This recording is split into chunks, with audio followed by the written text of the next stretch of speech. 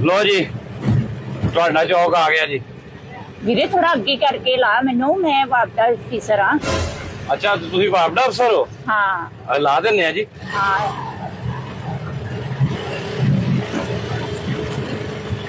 ਲੋ ਜੀ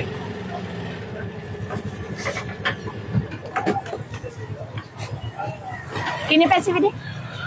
ਤੁਹਾਡੇ ਹੋ ਗਏ ਜੀ 100 ਤੇ 4 ਤੇ 400 ਤੇ 1200 ਤੁਹਾਡਾ ਹੋ ਗਿਆ ਜੀ 1200 ਰੁਪਇਆ।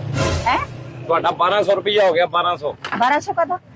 1200 ਕਾਹਦਾ ਕਿਰਾਏ ਦਾ ਹੋਰ ਕਾਹਦਾ? ਜਦੋਂ ਮੈਂ ਰਿਕਸ਼ੇ ਤੇ ਵਿੱਚ ਬੈਠੀ ਸਾਂ ਹਾਂ ਤੇਰੀ ਮੇਰੀ ਕੀ ਗੱਲ ਹੋਈ ਸੀ? 100 ਰੁਪਇਆ ਕਿਲੋਮੀਟਰ ਦਾ। 100 ਰੁਪਏ ਕਿਲੋਮੀਟਰ ਦਾ। ਹਾਂਜੀ ਤੇ ਜਿੱਥੋਂ ਬੈਠੀ ਸਾਂ ਉੱਥੋਂ ਲੈ ਕੇ ਮੇਰੇ ਘਰ ਤੱਕ ਦਾ 4 ਕਿਲੋਮੀਟਰ ਦਾ ਰਸਤਾ ਵਾ। 100 ਰੁਪਏ ਦੇ ਹਿਸਾਬ ਨਾਲ ਕਿੰਨੇ ਪੈਸੇ ਬਣੇ? 100 ਰੁਪਏ ਦਾ ਹਿਸਾਬ 400 ਰੁਪਇਆ 400 ਬਣਿਆ। ਹਾਂਜੀ ਤੇ ਤੂੰ 1200 ਕਾਹਦਾ ਮੰਗੀ ਜਾਣਾ ਮੇਰੇ ਕੋਲ? ਕਿਲੋਮੀਟਰ ਦਾ 100 ਰੁਪਇਆ। ਹਾਂਜੀ। 4 ਕਿਲੋਮੀਟਰ ਤੁਹਾਡਾ ਘਰ ਆ। ਹਾਂਜੀ 4 ਕਿਲੋਮੀਟਰ ਉਹ ਪਿੱਛੇ ਚੌਕ ਜਿੱਥੇ ਤੁਹਾਨੂੰ ਮੈਂ ਕਿਹਾ ਲੱਗ ਜਾਓ ਇੱਥੇ ਹੁੰਦਾ ਵਾ। ਹਾਂ ਬਿਲਕੁਲ। ਤੁਸੀਂ ਕਿਹਾ ਜੀ ਮੈਨੂੰ ਥੋੜਾ ਅੱਗੇ ਕਰਕੇ ਲਾ ਦਿਓ। ਹਾਂ ਇਹ ਹੁਣ 4 ਕਿਲੋਮੀਟਰ ਤੋਂ ਅੱਗੇ ਆ ਗਿਆ ਹਾਂ। ਤੇ ਉਸ ਹਿਸਾਬ ਨਾਲ ਤੁਹਾਡਾ 1200 ਰੁਪਇਆ ਬਣ ਗਿਆ। ਤੇ ਕਿਹੜੇ ਹਿਸਾਬ ਨਾਲ 1200 ਰੁਪਇਆ ਬਣ ਗਿਆ? 100 ਰੁਪਏ ਕਿਲੋਮੀਟਰ ਦਾ ਵਾ। ਹਾਂ ਤੇ ਮੈਂ ਤੈਨੂੰ 2 ਕਦਮ ਕਿਹਾ, ਮੈਂ ਤੈਨੂੰ 50 ਕਿਲੋਮੀਟਰ ਤੇ ਨਹੀਂ ਕਿਹਾ ਵੀ ਮੈਨੂੰ 50 ਕਿਲੋਮੀਟਰ ਅੱਗੇ ਲਾ ਦੇ ਜਿਹੜਾ ਤੂੰ 1200 ਬਣਾਤਾ ਮੇਰੇ। 2 ਕਦਮ ਉੱਥੋਂ ਕਿੰਨੇ? 2 ਕਦਮ ਅੱਗੇ ਲਿਆਂਦਾ ਵਾ ਤੇ ਤੂੰ 1200 800 ਰੁਪਇਆ ਤੂੰ ਐਕਸਟਰਾ ਕਿਸ ਚੀਜ਼ ਦਾ ਲੈ ਰਿਹਾ?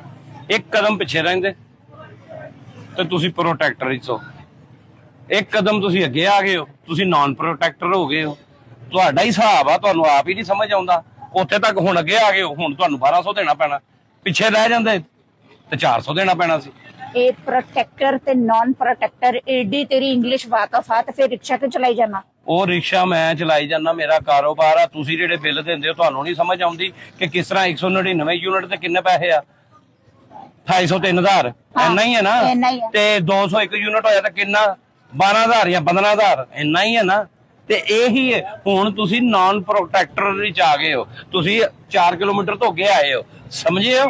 ਹੁਣ ਤੁਹਾਨੂੰ ਦੇਣਾ ਪੈਣਾ 1200। ਜੇ ਤੁਸੀਂ ਪਿੱਛੇ ਰਹਿੰਦੇ ਤਾਂ ਤੁਹਾਡਾ 400 ਹੀ ਸੀਗਾ। ਤੁਸੀਂ ਸਾਡੇ ਧੱਕੇਸ਼ਾਹੀ ਮੇਰੇ ਕੋਲੋਂ 2 ਕਦਮਾਂ ਦਾ 800 ਰੁਪਇਆ ਜ਼ਿਆਦਾ ਮੰਗੀ ਜਾਣਾ ਵਾ। ਤੇ ਤੁਸੀਂ ਵੀ ਤਾਂ ਸਾਡੇ ਨਾਲ ਉਹੀ ਕਰਦੇ ਹੋ। 201 ਯੂਨਿਟ ਦੇ ਉੱਤੇ ਸਿੱਧਾ ਹੀ 3000 ਤੋਂ ਸਿੱਧਾ ਹੀ 15000।